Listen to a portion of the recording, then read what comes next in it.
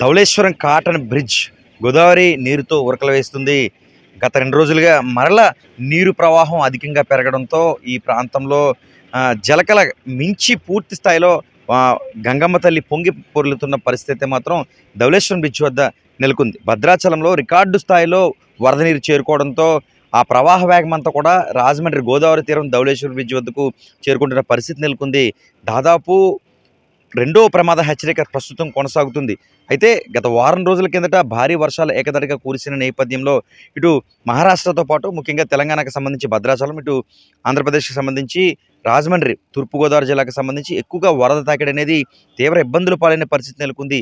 గోదావరి పరివాహక ప్రాంతానికి వర్షపు నీరు అంటే ఈ వరద నీరు అంతకంతా పెరగడంతో ఎక్కువగా లంక గ్రామాలకు ఎఫెక్ట్ అయిన పరిస్థితి నెలకొంది. అంబేద్కర్ కోనసీమ జిల్లాకు సంబంధించి ఈ లంక గ్రామాలకు అత్యధికంగా ఎఫెక్ట్ కావడం, దాదాపు కొన్ని గ్రామాలకు ఈ వరద నీరు అధికంగా చేరుకున్న నేపథ్యంలో ప్రజలంతా కూడా తీవ్ర ఇబ్బందులు పడిన పరిస్థితి మాత్రం నెలకొంది. ఈ నేపథ్యంలో మరలా కాస్త శాంతించింది అనుకునే లోపే మరలా ఎగువను కురుస్తున్న భారీ వర్షాలకు మరలా భద్రాచలం వద్ద నీరు అత్యధికంగా రికార్డు స్థాయిలో చేరుకోవడంతో ఆ ఎఫెక్ట్ అంతా కూడా రాజమండ్రి గోదావరిపై పడింది. ప్రస్తుతం రాజమండ్రి గోదావరి పరివాహక ప్రాంతం ధవళేశ్వరం కాటన్ బ్రిడ్జ్ నిండు కొండ మాదిరిగా పొంగి ప్రవహిస్తుంది. లక్షల క్యూసెక్కుల నీరంతా కూడా అధికార యంత్రాంగం అయితే మాత్రం సముద్రంలోకి విడుదల చేస్తున్న పరిస్థితి మాత్రం నెలకొంది. ఇక్కడ పరిస్థితి ఎలా ఉండగా ఈ తూర్పు ఏజెన్సీ ప్రాంతం అయితే మాత్రం ఎప్పుడు ఈ శబరి నది ఏదైతే ఉందో ఆ బ్రిడ్జ్ ప్రధాన రహదారిపై నీరంతా కూడా పొంగి పొరులుతూ కనిపిస్తుంది. సమీప గ్రామాలు ఏదైతే ఉన్నాయో ఈ పల్లపు ప్రాంతాల్లో ఉన్న గ్రామాలన్నీ కూడా నీటి ప్రవాహానికి అతులకుతులమైన పరిస్థితి నెలకొంది. ఆ ప్రాంతం నుంచి ఇతర ప్రాంతాలకు కూడా అధికార యంత్రాంగం తరలించిన పరిస్థితి మాత్రం నెలకొంది. ఏదైతే చింతూరు ఉందో చింతూరు పరివాహక ప్రాంతాలన్నీ కూడా పొంగి ప్రవహిస్తున్న పరిస్థితి నెలకొంది. ఉమ్మడి తూర్పు, ఉమ్మడి విశాఖ జిల్లాలకు సంబంధించి సరిహద్దు ప్రాంతంలో ఈ చింతూరు అనేది ఉంటుంది. చింతూరుకు సంబంధించి శబరి నది ఉధృతంగా ప్రవహించడం, ఆ ప్రాంతం గుండా ఈ గోదావరి వరద నీరు కూడా వెళ్లడంతో ప్రధాన రహదారిపైకి నీరు వస్తున్న పరిస్థితి నెలకొంది.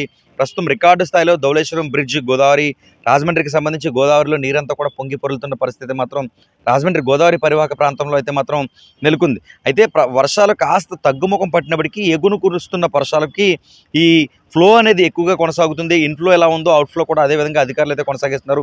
ఎప్పటికటికి ఇరిగేషన్ శాఖ అయితే మాత్రం ప్రత్యేకంగా అంటే ఎంత ఫీట్ ఉంది, ఎన్ని లక్షల క్యూసెక్ల నీరు అనేది ఈ సముద్ర తీర ప్రాంతం సముద్రంలోకి విడుదల చేస్తున్నాము, ఏ ప్రాంతాలకు ఈ ఎఫెక్ట్ అయ్యే అవకాశం ఉంది, ఎప్పటికప్పటికైతే మాత్రం ఇరిగేషన్ కావచ్చు, జిల్లా కలెక్టర్ కావచ్చు, అధికార యంత్రాంగం అంతా కూడా అప్రమత్తం చేస్తున్న పరిస్థితి మాత్రం కనిపిస్తుంది. ఏదేమైనా లంక గ్రామాలు దాదాపు 12 గ్రామాలు ఏదైతే ఈ నదీ పాయల ఒడ్డులో ఉన్న గ్రామాలన్నీ కూడా ఖాళీ చేసిన పరిస్థితి నెలకొంది. గోదావరికి ఎప్పుడు వరదలు వచ్చినా, ఎప్పుడు నీరు ప్రవాహం ఎక్కువగా లంక గ్రామాలకనే ఎఫెక్ట్ అంబేద్కర్ కోనసీమ జిల్లాకు ఉంటుంది. మరోపక్క తూర్పు ఏజెన్సీ ప్రాంతానికి కూడా అదే పరిస్థితి నెలకొంది.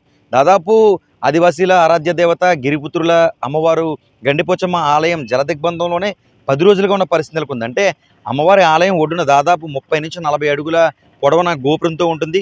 ఆ గోపురం పైన 4 అడుగుల మేర నీరు ఉందంటే ఆ ఒడ్డున 44 అడుగుల నీటి ప్రవాహం అనేది తూర్పు ఏజెన్సీ దేవీపట్నం మండలం గండిపోచమ్మ ఆలయం వద్ద అయితే మాత్రం ప్రస్తుత వరద నీరు ప్రవాహం అయితే మాత్రం కొనసాగుతున్న పరిస్థితి నెలకొంది. అటువైపుగా వెళ్లే గ్రామాలు ఏదైతే తూర్పు ఏజెన్సీ నుంచి చింతూరుగా వెళ్లే గ్రామాలు దాదాపు 12 గ్రామాలన్నీ కూడా లోతట్టు ప్రాంతాలుగా ఉన్న గ్రామాలన్నీ కూడా జలమయమైన పరిస్థితి నెలకొంది.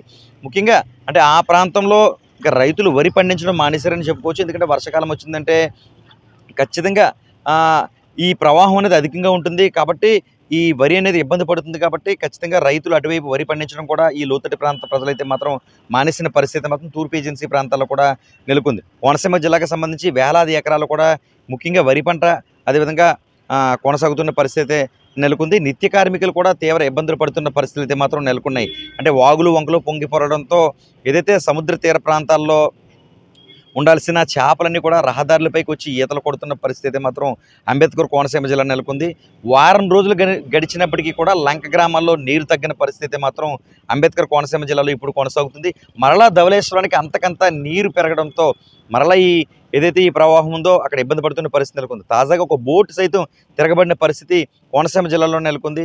వారంతా కూడా సముద్రంలో ఉండగా ఒక బోటు తిరగబడిన పరిస్థితి నెలకొంది.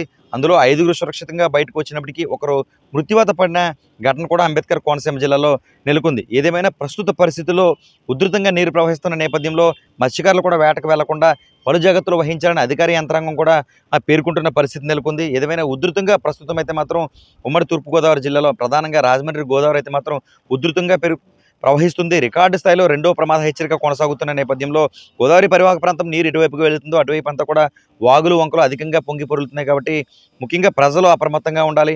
అధికారులు కూడా ప్రత్యేకంగా అప్రమత్తం చేస్తున్నారు. జిల్లా కలెక్టర్ కావచ్చు, ఎస్పీ కావచ్చు, ప్రత్యేకంగా అప్రమత్తం చేస్తున్న పరిస్థితులు అయితే మాత్రం నెలకొన్న. ఏదేమైనా రెండో ప్రమాద హెచ్చరిక ధవళేశ్వరం కాటన్ బ్యారేజ్ వద్ద అయితే మాత్రం ప్రస్తుతం కొనసాగుతుంది. ప్రస్తుతం రెయిన్ అదేవిధంగా గోదావరికి సంబంధించిన అప్డేట్ ఈ విధంగా ఉంది. న్యూస్ 18 సూర్యప్రకాష్, ఉమ్మడి తూర్పుగోదావరి జిల్లా ప్రతినిధి.